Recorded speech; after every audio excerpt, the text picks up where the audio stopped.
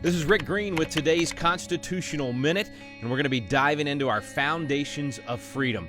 In fact, first, if you look at the Texas Constitution in Article 7, Section 1, where it establishes our education system, it says a general diffusion of knowledge being essential to the preservation of the liberties and the rights of the people.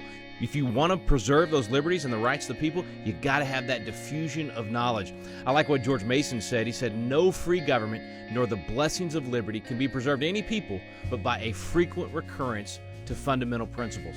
So today we're having a frequent recurrence, if you will, of those fundamental principles, and they're found in our Declaration of Independence. It is the slab, according to the Founding Fathers, that the home of the Constitution was built upon. It's the foundation that makes us strong. It's the philosophy of who we are as Americans.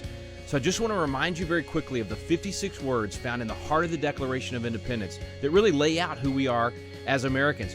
In fact, I passed a law here in Texas that requires our students to study this. It was the Celebrate Freedom Week law, and now in every school in Texas, students every year spend time studying these 56 words out of the Declaration.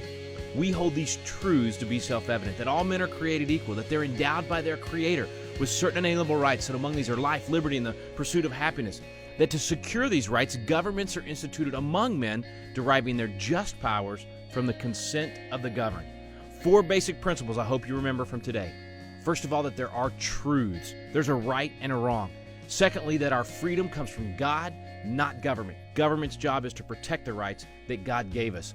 Third, that the only just power of government comes from you and me. It comes from the consent of the governed.